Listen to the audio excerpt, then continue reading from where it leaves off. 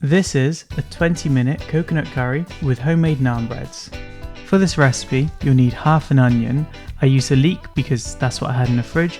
You could always use red onions or shallot. Half a tin of coconut milk, half a tin of chickpeas, and around a teaspoon of curry powder plus any other spices that suit your taste.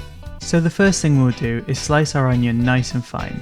Now if you're not comfortable with using a knife, you could just grate it. But I will be uploading a tutorial in the future on safe and proper knife techniques, so hit the subscribe button and the bell icon to be notified when these videos come out.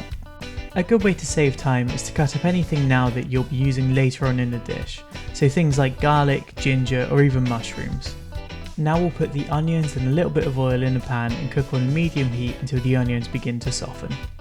Once your onions are softened and look a bit like this, you can add any whole spices like cumin seeds or chili flakes. Adding the spices at this point helps to release the oils and therefore get more flavour out of them. Once they become nice and aromatic, around a minute later, you can add your ground spices, so I've used curry powder and garam masala for mine.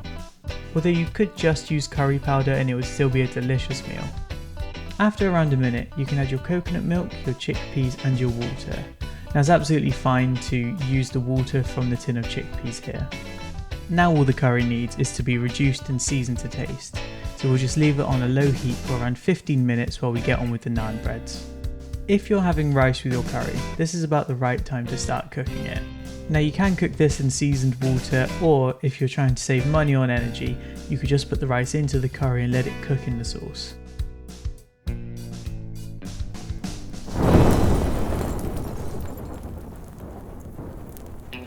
These naan breads are really simple and quick to make. For these naan breads you'll need 240 grams of self-raising flour plus a little bit for dusting, 245 grams of natural or Greek yogurt, and around a half teaspoon of salt.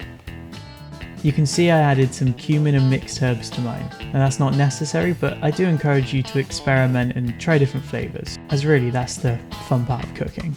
First we'll mix all of our dry ingredients together, so that's the flour, the salt and any spices you're using.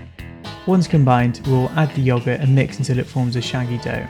Then we'll turn this out into a floured work surface and begin kneading for a couple of minutes. The dough will be quite sticky, but try not to add too much flour to it, as that will change the overall texture of the naan breads. While I knead this dough, let's work out how much all of this costs.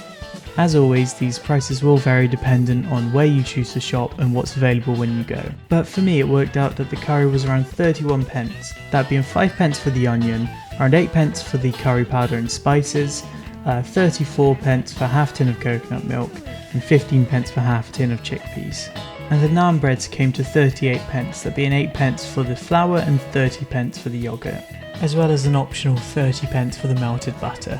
It's worth noting with the naan breads that we actually kept 2 for the next day, as these measurements really are better for 4 or 5 people. I'll also put on screen the price of some other things you may want to have on the side, such as rice or side salads, and a couple of spices that you may choose to use, such as garlic and ginger.